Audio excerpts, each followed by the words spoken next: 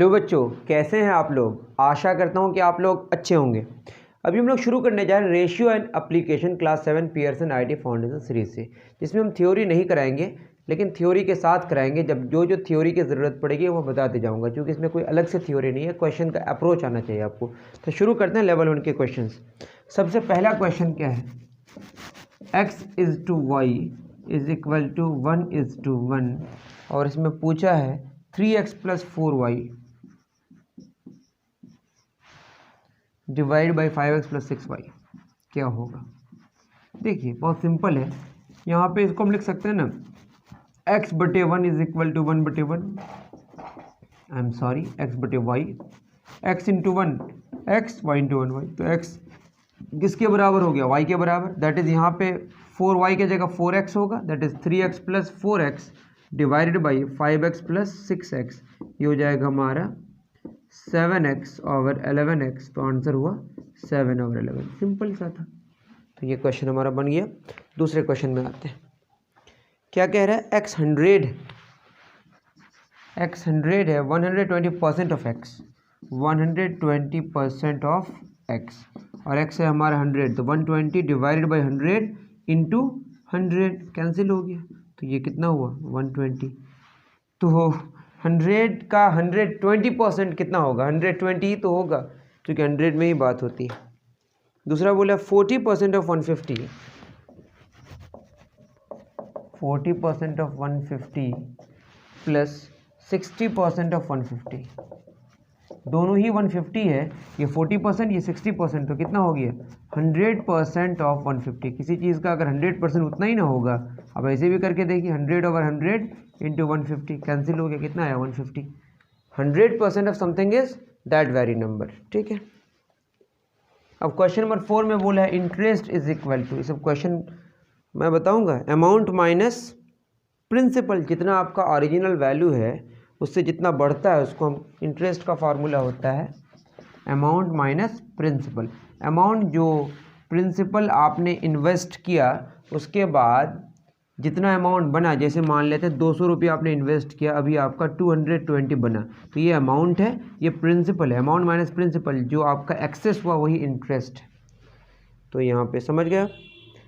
Next, a is equal to 2b, a is equal to 2b, तो बोला है a is to b क्या होगा, तो a/b क्या बचेगा 2 या 2/1, तो बोलेंगे a is to b is equal to 2:1। तो ये सब बहुत इजी क्वेश्चन है। तो किसी बच्चे ने कमेंट किया तो मैं कर रहा हूँ, मैं रेशियो को इसलिए नहीं करा रहा था क्योंकि बहुत इजी क्वेश्चन इसमें गिवन है। अगर आपको आगे लगता है कि लेवल 2 के क्वेश्चंस भी कराना है तो मुझे कमेंट करके बता सकते हैं, वैसे मैं भी लेवल 1 को कंप्लीट करा दूंगा। ठीक, question number 6, a person travel 60 kilometre in 4 hour, then the speed of the car. Speed का फार्मूला क्या होता है, distance divided by time, total distance बटे टोटल टाइम। ये कितना होगा 60/4, 60 किलोमीटर बटे 4 आवर। ये होता है एवरेज स्पीड। वैसे बीच में कितनी स्पीड होगी एक एक इंस्टेंट में, उसको बोलते हैं इंस्टेंट स्पीड। ये जो हम निकाल रहे हैं ये है एवरेज स्पीड, ये होगा 15 किलोमीटर पर आवर। ठीक, नेक्स्ट क्या होगा हमारा क्वेश्चन है 1 किलोमीटर पर आवर कितना मीटर पर सेकेंड होता है। तो 1 किलोमीटर पर आवर, इसको हम लिख सकते हैं 1 किलोमीटर ओवर 1 आवर। 1 किलोमीटर में कितना होता है 1000 मीटर, 1 घंटा में 60 मिनट, 60 गुना 60 क्या होगा सेकेंड, 20 कैंसिल।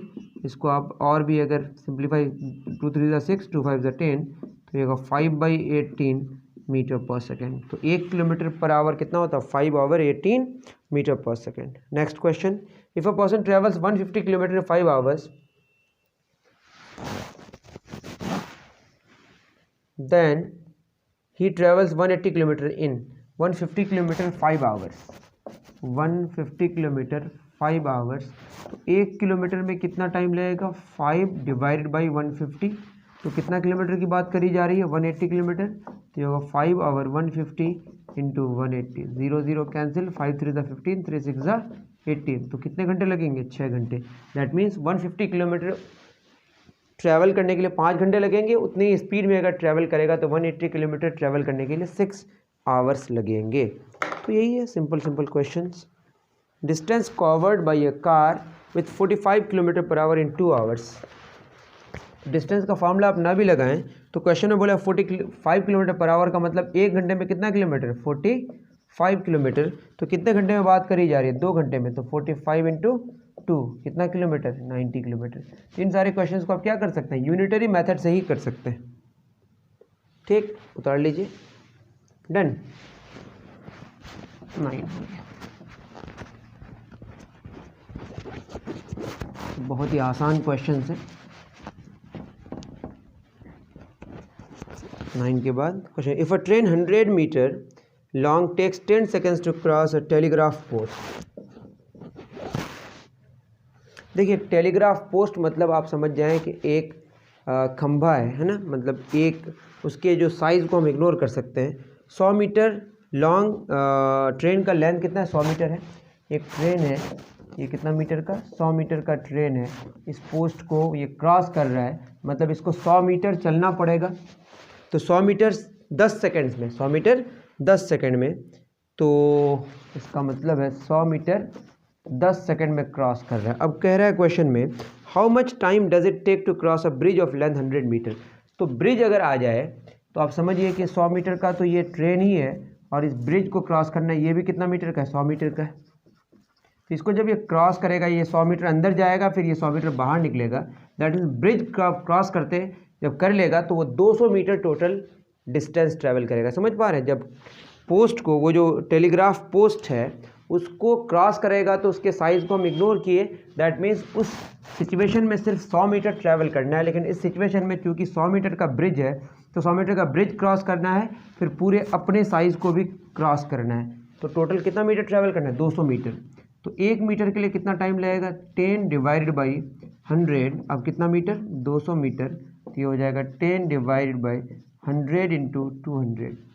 इन सब प्रोपोर्शन को हम लोग क्या बोलते हैं, डायरेक्ट प्रोपोर्शन। क्या बोलते हैं, डायरेक्ट प्रोपोर्शन। के डिस्टेंस ट्रैवल्ड भी बढ़ेगा तो टाइम ट्रैवल भी क्या होगा, बढ़ते जाएगा, बट रेशियो कांस्टेंट रहेगा। लेकिन अब जो आएगा ये होगा इन्वर्स प्रोपोर्शन। क्वेश्चन नंबर 11, इसमें क्या कह रहा है, 6 men can do piece of work in 6 days।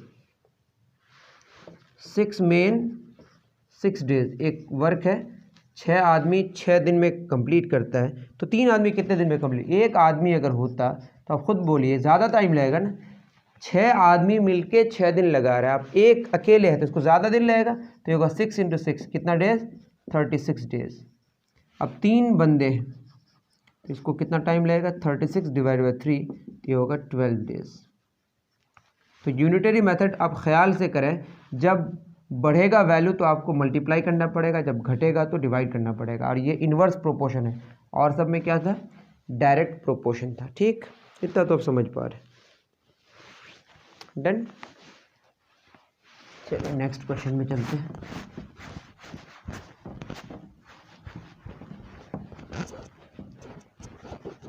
Question number 10 11 हो गया। 12, A can do work in 10 days। A is 1 day work, तो 10 दिन में एक पूरा काम कंप्लीट हो रहा है। तो एक दिन में कितना काम कंप्लीट होगा बताइए, 1/10 वर्क। सिंपल सी बात है, क्योंकि 10 दिन में पूरा काम कंप्लीट हो रहा है तो एक दिन में उसका 1/10 ही तो होगा ना कंप्लीट, तो आंसर होगा 1/10। We can do 3/4 of a work in 3 days। एक वर्क है 3/4 वर्क, मतलब इस वर्क को अगर 4 भागों में बांटे तो उसका 3 भाग कंप्लीट हो रहा है कितने दिन में, 3 days में। तो क्वेश्चन में क्या कह रहा है, then the time taken to complete the whole work. तो एक वर्क कंप्लीट करने में कितना टाइम लगेगा बताइए, ये हो जाएगा हमारा 3/3 over 4 days, दैट इज हो जाएगा 3 into 4 over 3, तो ये हो गया 4 days। वैसे भी बात समझ आ रही है, क्योंकि 3/4 वर्क मतलब 4 भाग का 3 भाग, यहाँ पे 4 भाग का 4 भाग, टोटल काम कंप्लीट करने के लिए 3 दिन ज़्यादा लगना चाहिए, जो कि 4 दिन आ रहा है। बिल्कुल सही है। 13 हो गया। 14 में आते हैं। 14 क्या कह रहे हैं, A can type 60 letters in a minute. A है 1 मिनट में 60 letters टाइप कर रहा है, और बी है 1 मिनट में 120 letters टाइप कर रहा है। क्वेश्चन में बोला both can type letters in a minute. ये सिंपल सी बात है, 1 मिनट है ये 60 letters, 1 मिनट में 120 letters, ये पर मिनट, ये भी पर मिनट। तो 1 मिनट में दोनों एक साथ कितना करेगा, 60 और 120 कितना हो जाएगा। इस क्वेश्चन में पता नहीं क्यों ऐसा पूछा है, 120 लीटर्स पर मिनट होगा दोनों अगर एक साथ करेगा, क्योंकि क्वेश्चन में क्या है कि दोनों एक साथ करेगा तो कितना होगा। ठीक है 15, इस क्वेश्चन में कोई दम ही नहीं था। 15, x can do a piece of work in n days then x p days work। तो n डेज में एक वर्क कंप्लीट कर रहा है तो एक दिन में कितना करेगा, 1/n वर्क। तो p डेज में कितना करेगा, 1/n into P work, that is p days work कितना हुआ, p/n। बहुत सिंपल, उतार लीजिए।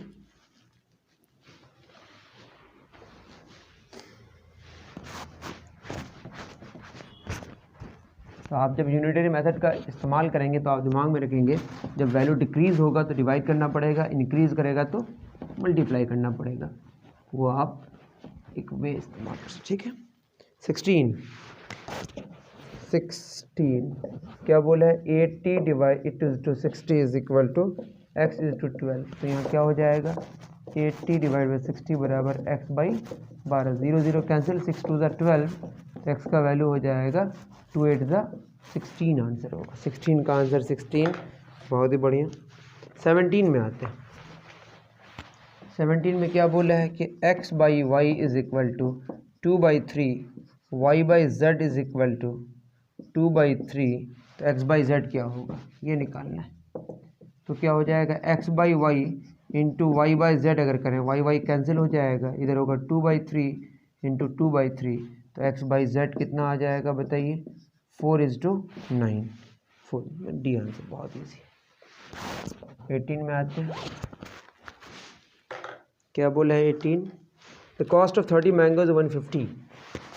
30 मैंगोज का जो कॉस्ट है ये कितना है, 150। तो 60 ऐसे ही मैंगोज का कितना प्राइस होगा, तो एक मैंगो का प्राइस ज़्यादा होगा कि कम होगा, कम होगा तो डिवाइड करना है, इनको बोलते हैं हम लोग डायरेक्ट प्रोपोर्शन। तो 5 रुपया कितना मैंगोज का मांगा है, 60 मैंगोज का, तो कितना हो जाएगा 5 into 60, that is 300 rupees answer होगा।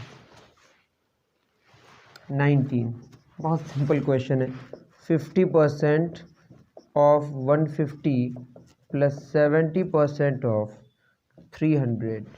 अब दोनों सेम नहीं है तो अलग अलग ही करते, 50 आधा 75 होगा, या हम कर देते हैं 50/100 इंटू 150 प्लस 70/100 इंटू 300। 70/100 100 में 70 तो 300 में कितना होगा, 210 होगा, यहाँ आधा होगा तो 75 होगा। 52 से 100 ये होगा 75, 0 0 कैंसिल, 0 से 70 कितना हो जाएगा, 75 प्लस 210, 5 7 1 8, 285 आंसर होगा। ठीक है डन। इजी क्वेश्चन से सब, अगर आपको उतारना है तो पॉज करके उतार सकते हैं।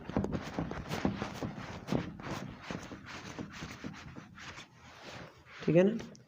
20, 55% ऑफ 1000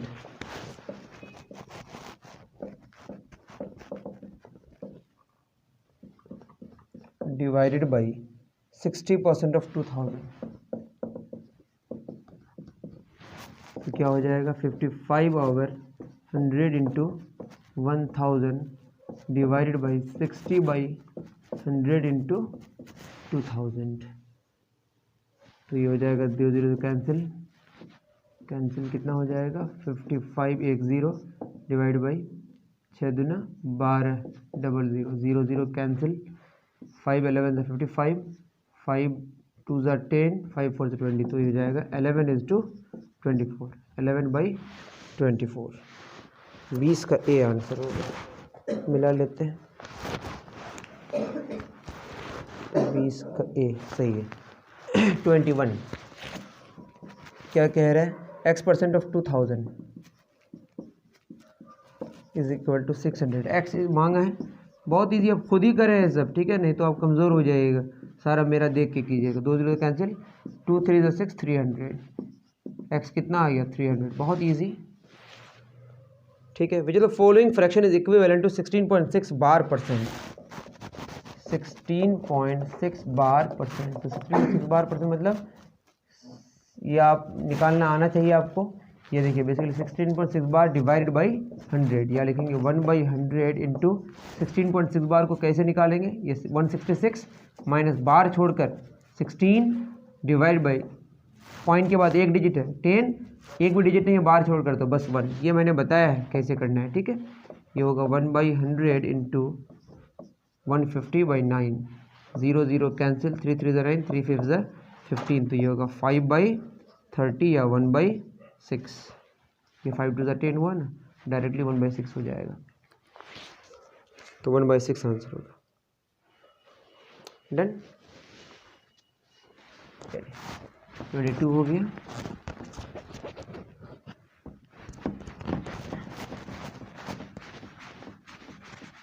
इजी क्वेश्चन था ये। 23 find the value of x. यहाँ पे क्या दिया हुआ है, 4/3 is equal to x square by 12, 3 4 12, x square बराबर 4 4 16, तो एक्स स्क्वायर क्या होगा 4 स्क्वायर से प्लस माइनस 4 होता है, लेकिन आप अभी जाने क्योंकि 4 ही आंसर है तो मैंने 4 लिखा है, ठीक है। 24 2/5 of 50% of x is equal to 10, तो क्या मांगा है एक्स, 2/5 इंटू 50/100 इंटू एक्स बराबर 10, 52 100, 2 2 cancel, x is equal to 10 5 50, उस पर जाके 50 आंसर होगा। 25 क्या बोला है, x% ऑफ 12/5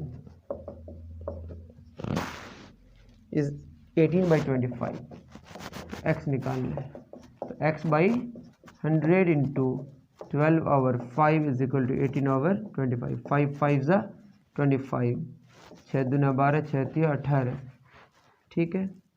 तो 5 1 5, 5 20 तो 2 10 20, ये 10 3 मल्टीप्लाई हो जाएगा, तो आंसर होगा 30। आप अपने हिसाब से डिवाइड कर सकते हैं। मुझे तो following fraction is equal 12.5%, 26 12.5%, that is 12.5/100 या 1/100 इंटू 125/10, 25 चौक 100, 25 5 100, 5 दूना 10, तो ये होगा 1/8, ठीक। चलिए, समझ में ना आए तो बोलिएगा, मुझे नहीं लगता है इसमें कुछ भी एक्सप्लेनेशन की ज़रूरत है।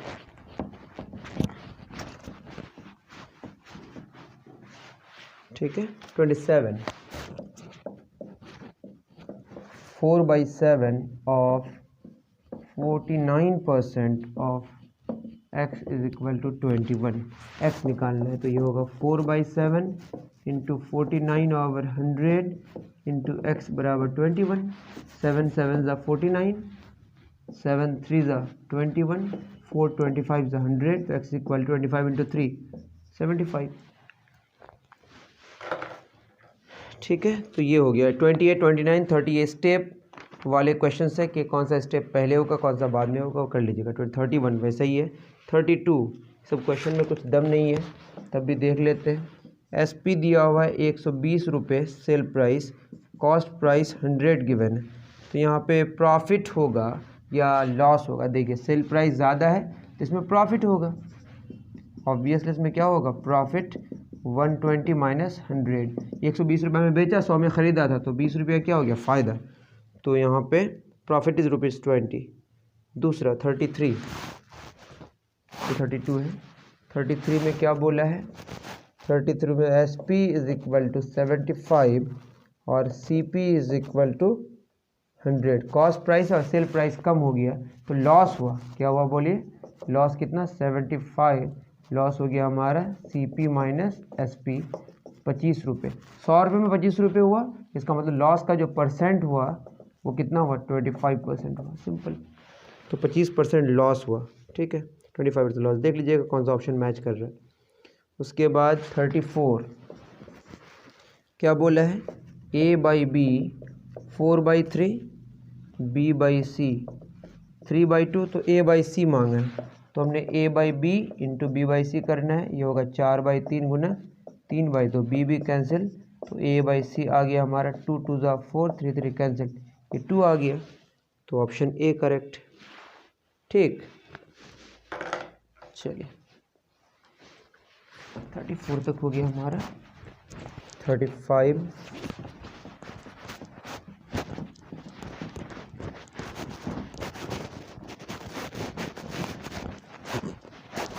45 में क्या बोला, 18 kilometre per hour. 18 kilometre per hour कितना मीटर पर सेकंड होगा, तो 18 गुना 1 किलोमीटर पर आवर है ये। और 1 किलोमीटर पर आवर को मैंने थोड़ी देर पहले बताया कि मीटर पर सेकंड में कैसे निकालेंगे, 5 ओवर 18 मीटर पर सेकंड। 18 खत्म, कितना आएगा 5 मीटर पर सेकंड। 36 क्या बोला है, 6 men can do a piece of work in 6 days। 6 men 6 days ऐसा मैंने बताया अभी। तो एक आदमी कितना दिन लगाएगा, 6 × 6 days।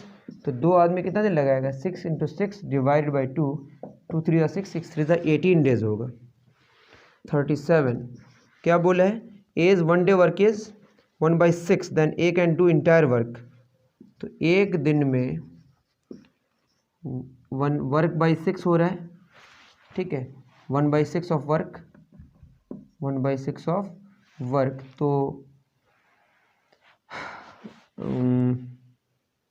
Then A can do entire work in, तो 1/6 वर्क उल्टा लिखा मैं, वो एक दिन में कंप्लीट कर रहा है, तो टोटल वर्क में ज़्यादा टाइम लगेगा।